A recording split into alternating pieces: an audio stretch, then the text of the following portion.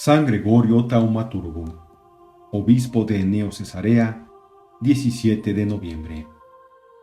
San Gregorio, llamado antes Teodoro, fue célebre por su ciencia y más aún por los muchos y portentosos milagros que obró en vida. Sus mismos contemporáneos le dieron el nombre de Taumaturgo, que en griego quiere decir obrador de milagros. Conocemos dos biografías de este santo obispo, una escrita en siriaco por autor desconocido, la otra en griego por San Gregorio Niceno. Ambas traen innumerables hechos maravillosos, parte de los cuales refiere también San Basilio. Estos dos últimos autores, que eran hermanos, oyeron contar a su abuela Santa Macrina, con la que se criaron en su niñez, lo que ellos traen de San Gregorio.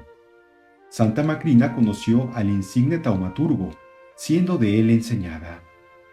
No puede aceptarse en su totalidad este florilegio de milagros que comienza en vida del santo y se prosigue después de su muerte, pero sería exageración y temeridad rechazarlos todos, mirándolos como pura leyenda.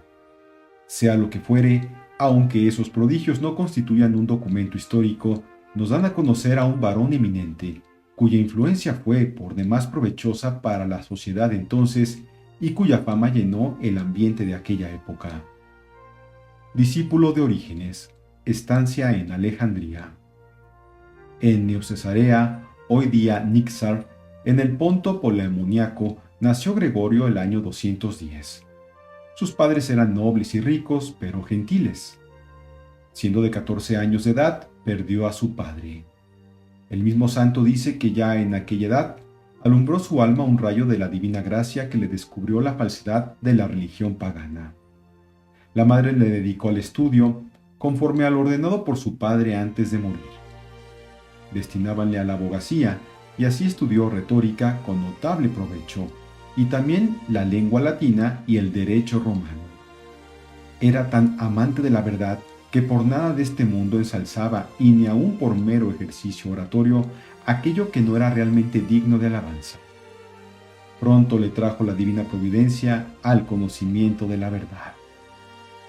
Tenía Gregorio un hermano menor, San Atenodoro, que fue obispo en el Ponto y padeció por Cristo por los años de 270, y una hermana, casada con un magistrado asesor del gobernador de Palestina. Quiso esta hermana partirse para Cesarea, donde a la sazón residía su marido. Como viajaba por cuenta del Estado y tenía derecho a llevar consigo a algunas personas, acompañáronla sus dos hermanos, los cuales pretendían completar sus estudios jurídicos en la famosa Escuela de Derecho Romano de la ciudad de Berito, hoy día Beirut. Llegaron a Cesarea por los años de 231. Había en dicha ciudad una escuela recién abierta por Orígenes. A ella acudían muchísimos discípulos, atraídos por la fama del ilustre filósofo. Gregorio y Atenodoro fueron a oírle. Quedaron admirados de la doctrina y virtud del eminente maestro y determinaron permanecer en Cesarea. Orígenes les hizo estudiar filosofía. Trabajó denodadamente para atraerlos al deseo de conocer y poseer el soberano bien, instruyóles con especial esmero y acabó convirtiéndolos de veras al cristianismo. Gregorio nos dejó en sus escritos el magnífico plan de estudios que siguió por voluntad de su ilustre maestro. La violentísima persecución de Maximino Tracio, que inundó de sangre el Imperio Romano por los años de 235 a 238, obligó a Orígenes a alejarse de Cesarea. Entonces Gregorio, sin duda por consejo de su maestro, fue a continuar los estudios a la ciudad de Alejandría. Aunque solo era catecúmeno, llevaba vida muy compuesta y ejemplar. Los demás estudiantes la miraron como tácita reprensión de sus vicios y determinaron infamarle. Para ello, se concertaron con una mujerzuela lasciva, la cual entró un día donde estaba el santo mozo, tratando una cuestión filosófica con sus amigos, y con grande desenvoltura pidióle el precio de la torpeza que con ella había cometido. Al oír semejantes embustes, los amigos del santo quisieron echarla de allí como mujer infame, mas él con semblante sereno dijo a su criado: «Dale lo que pide para que no nos interrumpa la disputa que tenemos entre manos». Con esto empezaron algunos amigos a sospechar de su inocencia, pero al punto que la mujer tomó el dinero en la mano, entró en ella el demonio, con lo que se arrojó al suelo en medio de horribles convulsiones y con los ojos desencajados. Y así se estuvo hasta que Gregorio hizo oración por ella y la libró del maligno espíritu. Este fue su primer milagro. Panegírico de Orígenes, obispo de Neocesarea. Con la muerte del emperador acaecida el año 238, extinguióse el fuego de la persecución y Orígenes volvió a Cesarea. Gregorio acudió otra vez junto a su amado maestro y acabó de instruirse en los misterios de la religión cristiana. Habiendo recibido el bautismo, dispúsose a volver a su patria, mas antes quiso despedirse en presencia de una magna asamblea del amado maestro que le enseñara a adorar al Dios verdadero. El discurso que pronunció en esta ocasión se considera, y con razón, como uno de los más elocuentes que nos ha dejado. Es además de muchísimo valor para la historia, porque en él bosqueja el autor el relato de los años de su juventud y de su vida escolar hasta que llegó a Cesarea y el de sus relaciones con Orígenes. En él da cuenta, además, del sistema de enseñanza del insigne doctor y apunta con interés los principios y métodos que reinaban en aquella época en las academias. Finalmente, expresa muy conmovido su agradecimiento al Señor, a su ángel custodio que le condujo a Cesarea y al incomparable maestro que abrió su alma a la luz de la verdadera fe. Termina suplicándole conserve su amistad y le ayude con sus oraciones. A poco de volver a Neocesarea, entre los años 238 y 243, Gregorio recibió de Orígenes una carta en la que aquel ilustre ingenio le llama Santísimo Señor suyo y verdadero Hijo. Le exhorta sobre todo a cultivar la ciencia de la Sagrada Escritura, que debe ir a la cabeza de toda verdadera ciencia. Emplea el talento que de Dios has recibido en defender la religión de Cristo, le dice. Y para ello, ten cuenta conjuntar siempre la oración al estudio. Gregorio siguió fielmente aquel consejo. Su arma principal fue siempre la oración. Con ella obró portentosos milagros y muchísimas conversiones. Deseosos sus conciudadanos de guardar consigo a un varón de tan grande ingenio y sabiduría, ofrecieronle los primeros cargos de la ciudad. Pero el santo, movido de la divina gracia, siguió el consejo del Evangelio, vendió cuanto poseía, repartió el precio a los pobres y se retiró a la soledad. Fedimo, metropolitano de la provincia del Ponto, obispo muy santo y favorecido con el don de profecía, determinó hacer obispo a Gregorio por juzgar que, aunque joven, era ya muy eminente en virtud y letras. Mas, en sabiéndolo el santo, huyó de una soledad en otra para eximirse de aquel peso que juzgaba ser mayor que sus fuerzas. Fedimo no desistió de su intento, antes mandó a Gregorio que aceptase el obispado de Neocesarea, ciudad rica y populosa cuyos habitantes eran tan perversos que parecía punto menos que imposible el convertirlos. Solo había en ella 17 cristianos, los demás eran todos gentiles. Tanto apuró Fedimo a Gregorio que al fin, temeroso éste de resistir a la voz de Dios, rindióse y aceptó el obispado. Rogó a Fedimo que le concediese una temporada para disponerse a recibir la unción santa y fue consagrado al cabo de ella. Sucedía esto por los años de 240. Una aparición, símbolo de San Gregorio. Fue quizá en ese tiempo de retiro, preparatorio al episcopado, y estando una noche en oración, cuando se le aparecieron la Virgen Santísima y el apóstol San Juan, para desvanecer los excesivos temores de su alma. San Juan, por mandato de la Reina del Cielo, le enseñó cuanto había de creer respecto a los misterios de la Santísima Trinidad y la Encarnación. Gregorio escribió inmediatamente las revelaciones del Santo Evangelista, y ellas fueron en adelante la regla de todas sus predicaciones. A este escrito suele llamársele el símbolo de San Gregorio. Muy pronto autorizaron este símbolo San Basilio, San Gregorio Niceno, San Gregorio Nacianceno, Rufino y otros ilustres escritores eclesiásticos, utilizándolo y difundiéndolo entre los cristianos. El amor grande que los fieles de Neocesarea profesaban al credo de San Gregorio los libró de caer en el error de los pelagianos. Fortalecido con la visión celestial y desvanecidos ya sus temores, partió Gregorio para Neocesarea. En tales correrías, llegó a un templo de Apolo y, porque llovía y era ya de noche, paró en él. Era un templo célebre y muy frecuentado por las respuestas que en él daba el espíritu maligno. Purificó el templo Gregorio con la señal de la cruz y rezó el oficio divino, con lo que los demonios huyeron de aquel lugar. A la mañana siguiente, partióse de allí el santo y prosiguió su marcha. El sacerdote pagano, como de costumbre, fue al templo aquel día para hacer sus ofrendas y sacrificios. Invocó a los demonios, pero ellos, desde fuera, le respondieron que no podían entrar, porque el hombre que allí había pasado la noche los había obligado a retirarse. El sacerdote se fue tras Gregorio y le alcanzó. Con grande furor le dijo que le iba a acusar al magistrado y aún al emperador. Gregorio le respondió que, por ser siervo de Dios, tenía poder para echar los demonios de donde quisiese.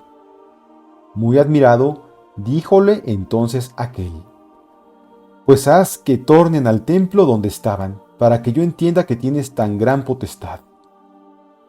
Convino en ello el santo.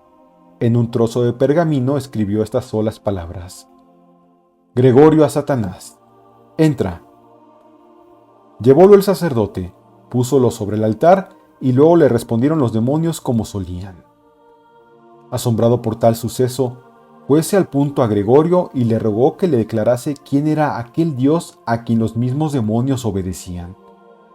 El santo le explicó las verdades de la religión cristiana. Como el pagano se negara a creer el misterio de la encarnación, díjole el santo obispo que los misterios de la fe no se confirman con palabras sino con milagros. Señaló al sacerdote una peña grandísima y rogó al santo la trasladase a otra parte. Gregorio mandó a la peña, la cual obedeció al instante. Con este milagro se convirtió el pagano y, dejando el culto de los ídolos, patria y familia, fue en pos del santo para ayudarle en sus trabajos apostólicos. Conversiones y prodigios, nuevos sucesos. Llegó el santo a Neocesarea, donde le había precedido la fama de tan estupendos prodigios, y allí fue recibido con grande alborozo de toda la ciudad. Su corazón ardía en llamas de celo y caridad, por lo que no perdonó medios para desempeñar dignamente el ministerio pastoral. Aseguró el fruto de su apostolado, merced al extraordinario don de milagros con que le favoreció el Señor. Desde el primer día, predicó ya al pueblo y convirtió bastantes gentiles como para formar un importante grupo de cristianos fervorosos. Al siguiente día, curó a muchísimos enfermos. A poco de hallarse en la ciudad, había ya en ella tantos cristianos que fue menester edificar una iglesia. Todos pusieron con afán manos a la obra, unos con sus limosnas, otros con su trabajo. Refieren los historiadores que el lugar destinado a esta iglesia era insuficiente por hallarse estrechado entre un río y un monte.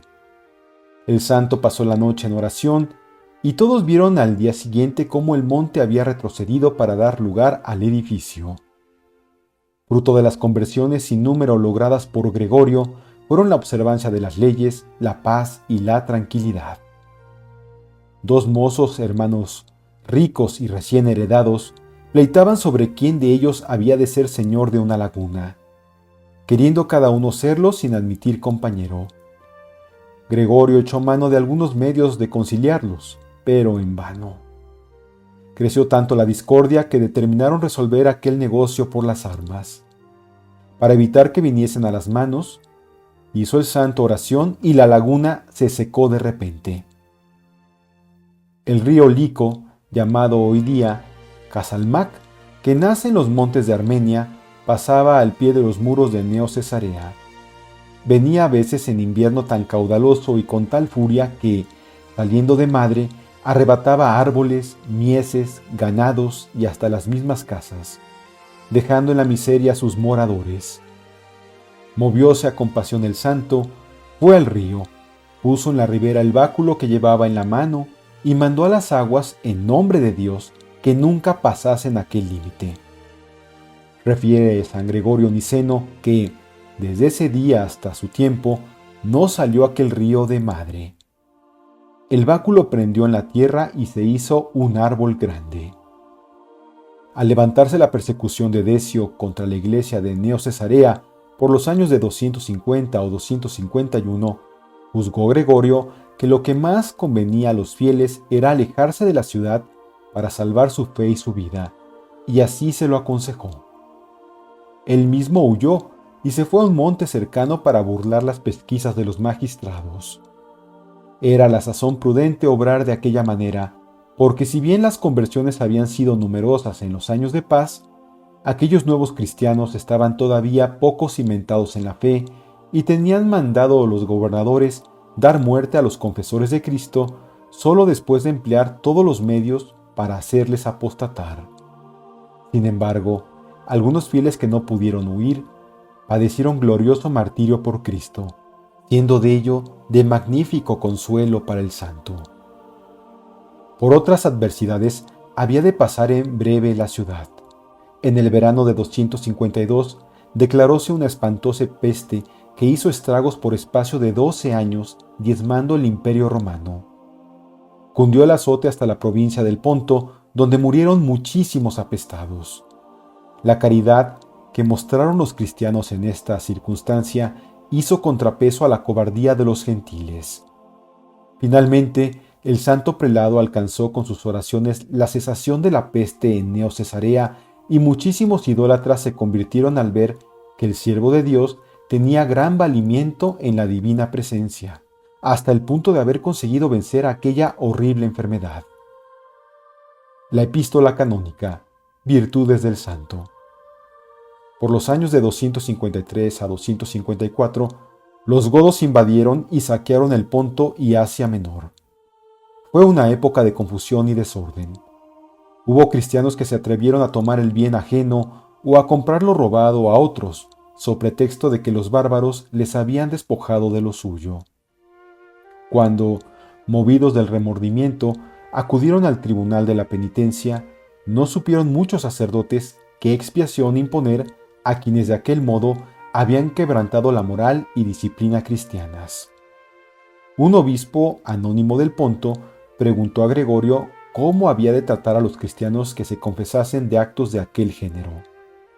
El obispo de Neo Cesarea le respondió con su Epístola Canónica, documento notable escrito a fines del año 254. Es uno de los monumentos de casuística más antiguos. Da a conocer la constitución interna de la institución de la penitencia.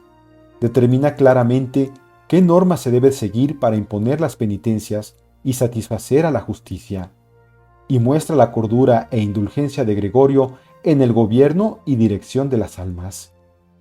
San Agustín siguió más adelante aquellas mismas máximas de justicia y caridad. En expresión de San Basilio, fue el santo obispo Gregorio varón lleno del mismo espíritu que los apóstoles y los profetas. Toda su conducta llevaba el sello de la perfección evangélica. En sus ejercicios devotos era sumamente modesto y respetuoso. Siempre oraba con la cabeza descubierta. Era muy recatado y sencillo en el hablar y odiaba la mentira, la sutileza y demás artificios no conformes con la verdad llana y total. No arraigaron en su alma ni la envidia ni la soberbia. Todo cuanto parecía herir la caridad o menoscabar la fama del prójimo afligíale sobremanera. Dueño siempre de sí mismo, resistía varonilmente a los empujes de la cólera, sin soltar jamás palabra alguna de rencor o descontento. Gregorio intervino en la elección del obispo de Comana. Mientras se hallaban los fieles de aquella iglesia pensando y averiguando los méritos de algunos candidatos, supo él, por divina revelación, la rara sabiduría, ciencia y eminente santidad de un solitario que, siendo gran filósofo, había tomado una como máscara de hombre vil y echóse carbonero en la ciudad. Mandóle traer y le nombró obispo de Comana. fue el glorioso mártir San Alejandro el Carbonero. Gregorio y su hermano Atenodoro asistieron por los años 264 a 275 al Concilio de Antioquía, que examinó los errores y conducta de Pablo de Samosata, y fueron los primeros en aceptar las decisiones de la docta asamblea. Muerte de Gregorio. No se sabe exactamente en qué año murió este bienaventurado obispo. La opinión más probable es que fue su muerte por los años de 270. La Iglesia ha puesto su fiesta a 17 de noviembre. Conociendo Gregorio que se llegaba a su dichoso tránsito, mandó que le informasen del número de gentiles que había en Neo Cesarea. Eran solo 17. Alzó entonces los ojos al cielo suspirando y derramó muchas lágrimas pensando que había en su diócesis quien no practicaba la verdadera religión. Pero al mismo tiempo alabó y agradeció al Señor, porque habiendo hallado solo 17 cristianos a su llegada a la ciudad, no dejaba al morir sino 17 gentiles, y le suplicó que convirtiese a los unos y diese perseverancia a los otros. Rogó después a sus amigos que no sepultasen su cuerpo en sepulcro propio, ni hecho para él, sino en el cementerio común. No he tenido en vida casa propia y he pasado por el mundo como extranjero. No quiero perder este título después de muerto.